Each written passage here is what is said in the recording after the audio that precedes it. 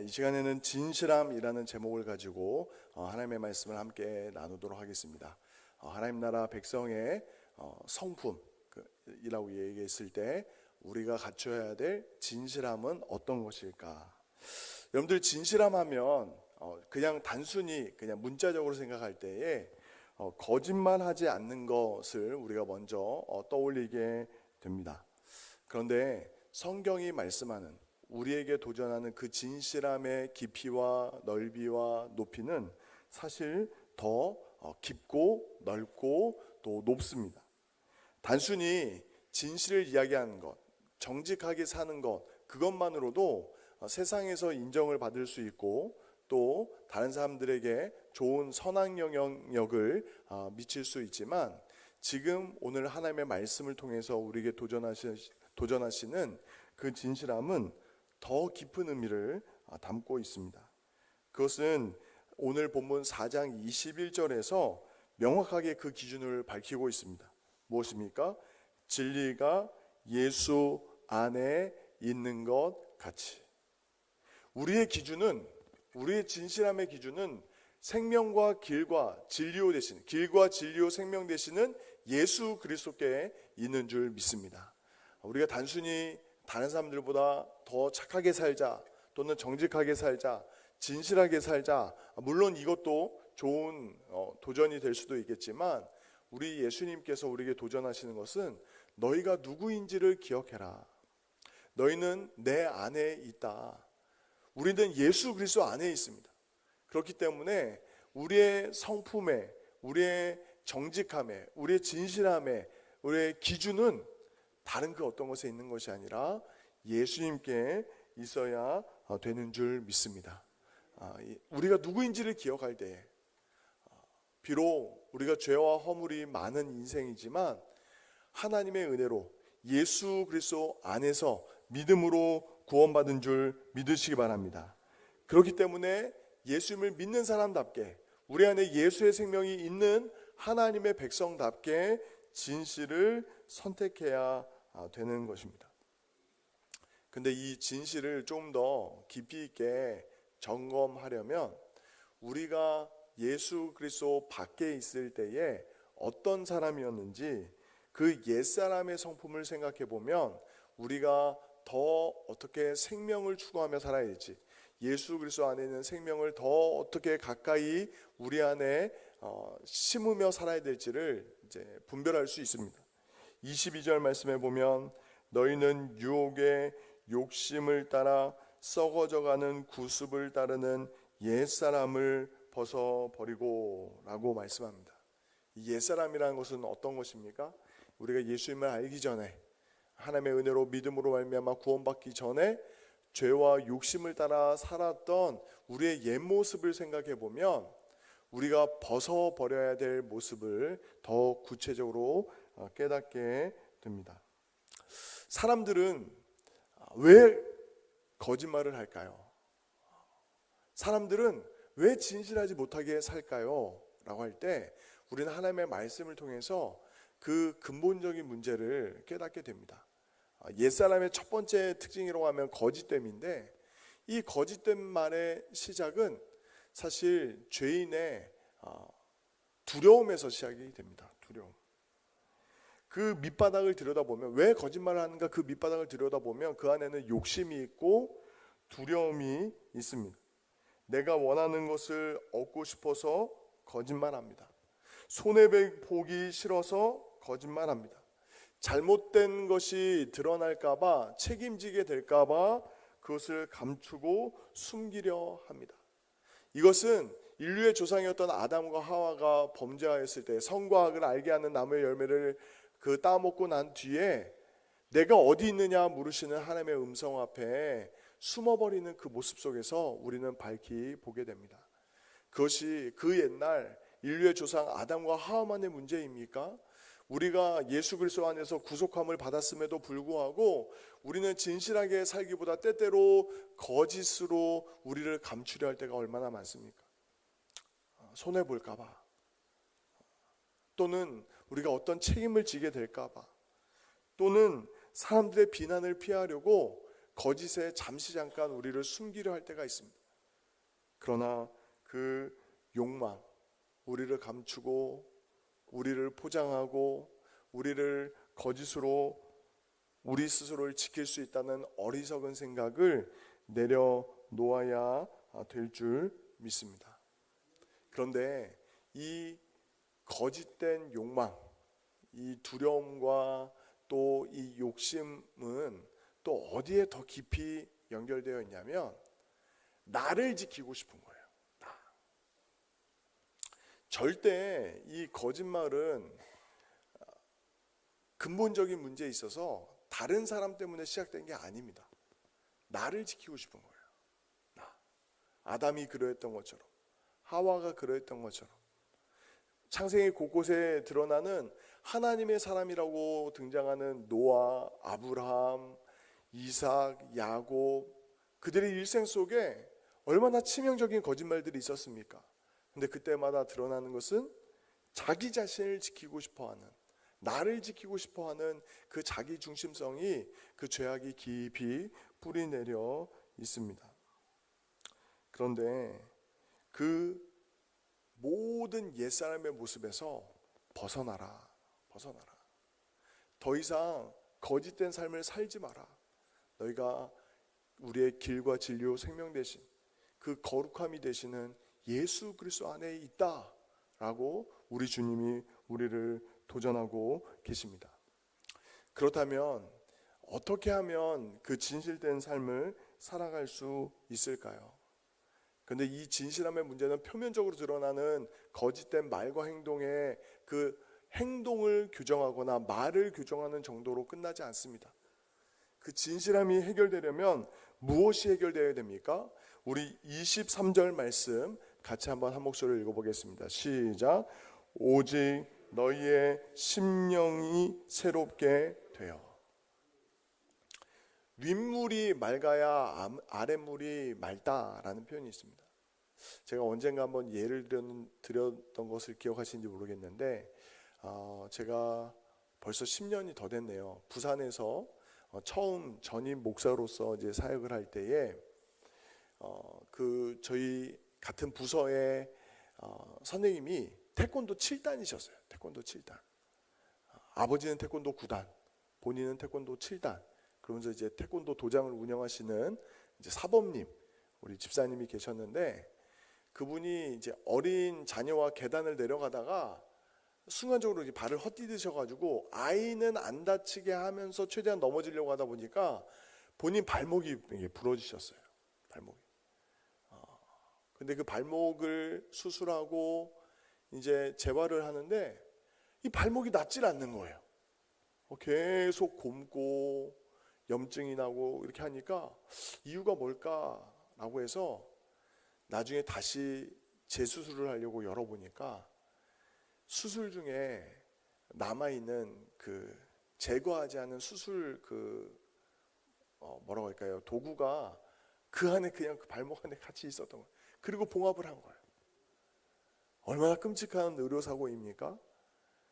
겉으로 아무리 소독을 해도 그 안에 염증을 계속 일으키는 그 문제를 제거해내지 않으면 그 통증은, 그 염증은 계속 재발되는 것처럼 우리 안에 거짓의 문제가 끊임없이 발생하는 데는 우리의 심령, 우리의 마음이 새롭게 되어야 되는 줄 믿습니다. 나는 잘못한 것이 없어. 상대방이 먼저 시작했잖아. 나는 어쩔 수 없었어. 내가 화낸 데는 다 이유가 있었어. 내가 행동한 것은 우리 가족을 위해서, 내가 교회를 위해서 한 거야. 등등의 수많은 말과 행동들을 우리가 다 분석해 보면 그 마음 중심의 문제가 해결되어야 된다라는 사실을 우리는 깨닫게 됩니다. 근데 문제는 무엇입니까? 다른 사람의 마음은 잘 보이는 것 같아요.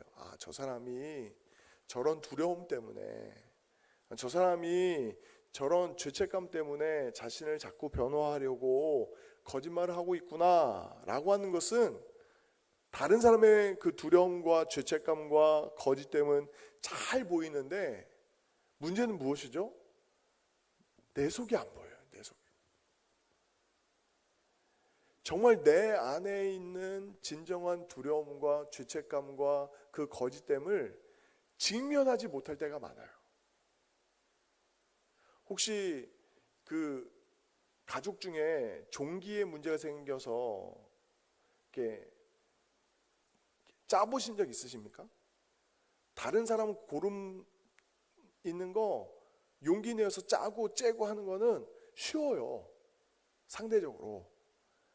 근데 여러분들 몸에 있는 상처나 문제를 손대보신 적 있습니까? 그건 더 어려워요.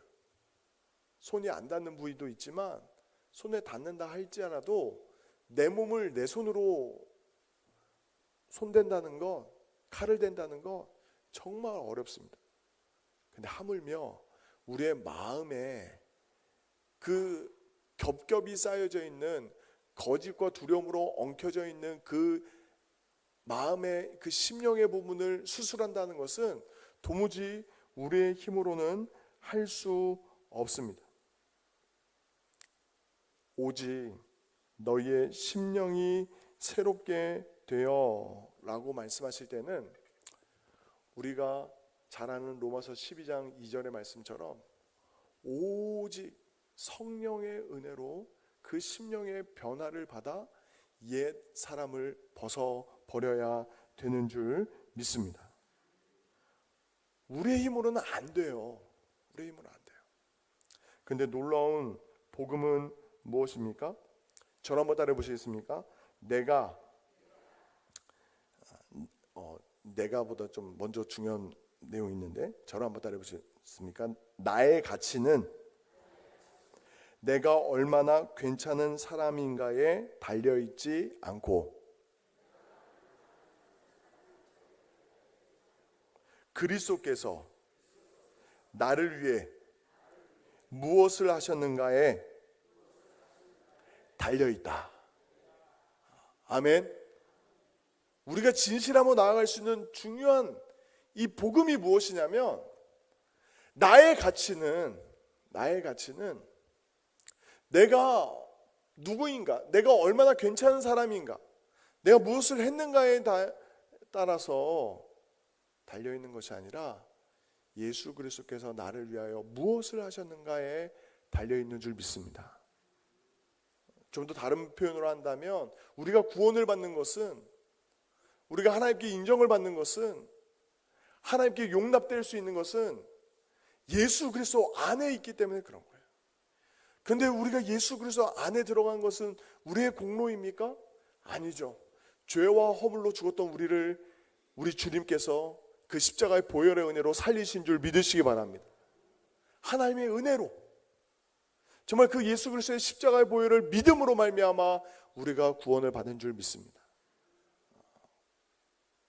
여기에 우리의 진실함으로 나아갈 수 있는 그 중요한 첫 시작이 거기에 있는 거예요.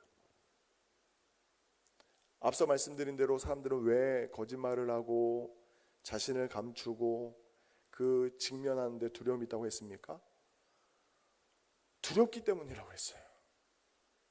자기의 본 모습이 다 드러나는 것, 책임을 져야 되는 것.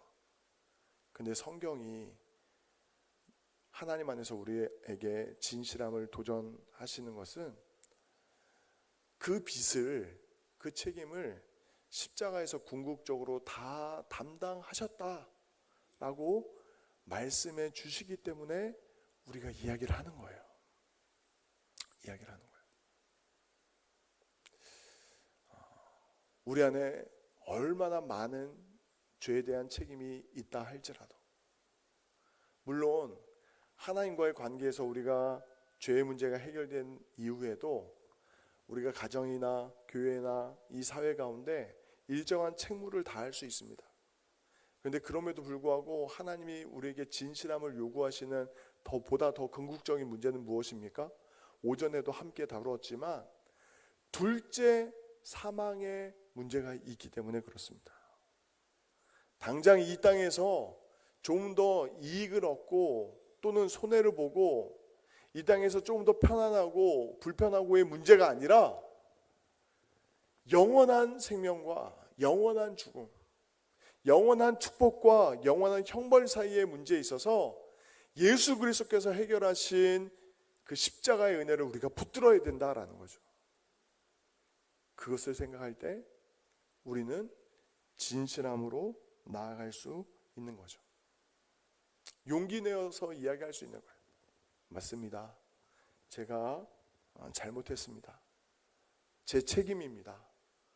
제가 그 부분에 있어서 잘못된 말과 행동을 했습니다 라고 말할 수 있는 용기는 예수님의 십자가의 사랑에 있고, 그 은혜를 더욱더 크게 붙들 때에 우리가 진실함으로 나아가게 되는 줄 믿습니다.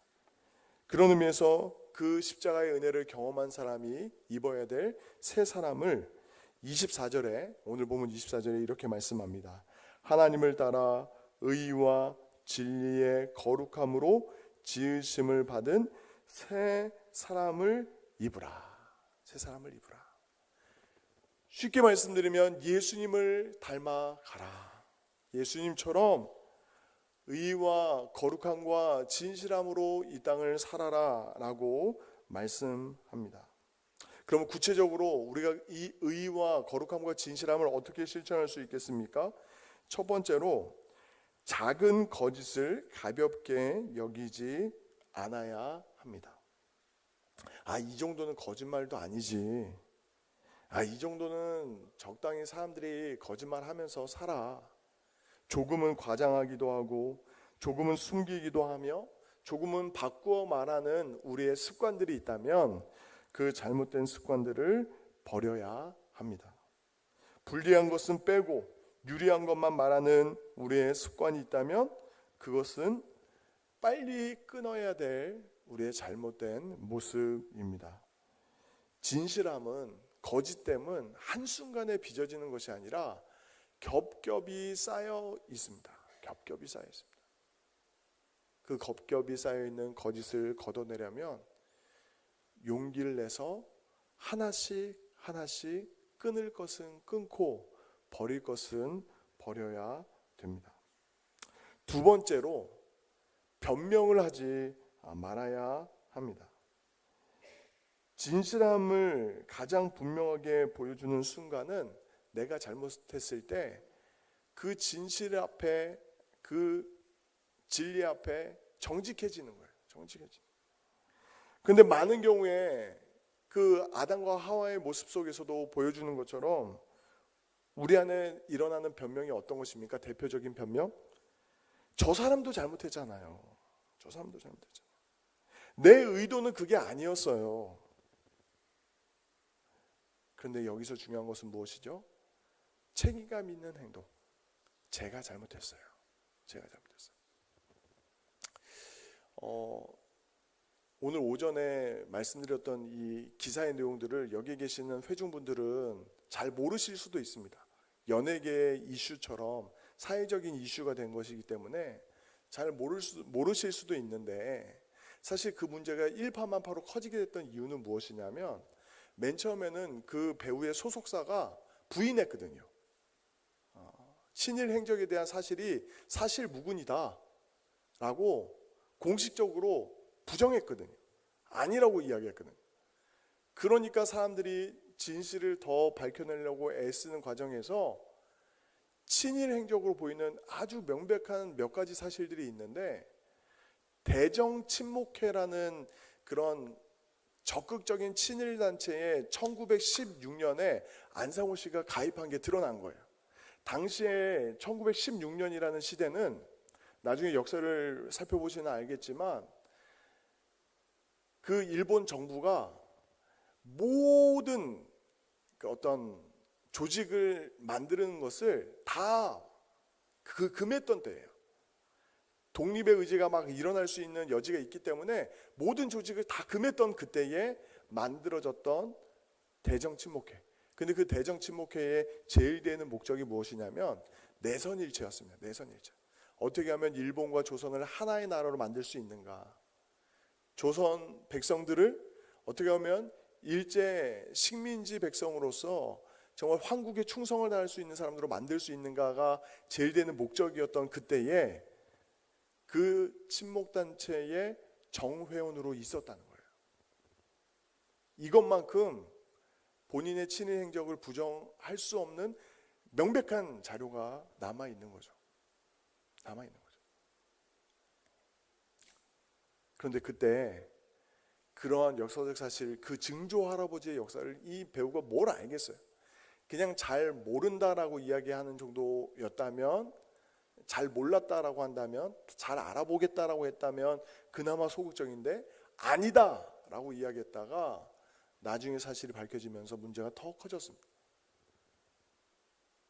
그리고 나중에 손편지로 쓴 사과문을 적고 자기가 잘 몰랐고 그 부분에 대해서 깊이 진지하게 어떤 반성의 마음을 갖습니다라는 글을 올렸음에도 불구하고 어제가 8월 15일 광복절이기도 했기 때문에 그 논란이 잠재워지지가 않는 거예요. 우리나라의 가장 그 가슴 아픈 역사 중에 하나가 무엇이냐면 그동안의 친일 잔재에 대해서 역사적으로 명백하게 정리된 적이 없어요. 물론 우리나라가 급하게 해방을 맞이하고 그 이후에 정말 민족 상잔의 큰 비극인 그 한국전쟁을 경험했기 때문에 그 한국전쟁이라는 그 내란 이상의 그 전쟁이라는 큰 아픔을 해결해가는 과정에서 그 이전의 아픔을 돌아볼 겨를이 없는 거예요. 정리할 힘이 없는 거죠. 대한민국 정부가 1948년도에 수립되고 그 이후에 많은 정부의 내각 관료들과 또 각 지역을 책임질 수 있는 사람을 선발해가는 과정에서 친일 행적을 다 제거하고 나면 일할 사람이 없는 거예요. 물론 그 민족의 아픔이 있습니다. 그걸 다 정리하지 못한 시대적 과오가 우리 안에 있어요. 그런데 사람들이 가슴 아파하고 힘들어하는 이유가 무엇입니까? 지금이라도 그 진실 앞에 정직하게 반응하는 것을 우리가 해나가야 되는 거죠. 골물 대로 골마 있더라도, 아플 대로 아프더라도 우리나라는 연주제가 허락되는 나라가 아니잖아요. 그 조상의 잘못을 이 4대째 후손인 이 배우가 어떻게 다 책임질 수 있겠습니까? 그러나 적어도 그 진실 앞에 정직하길 국민들은 기대한 거죠.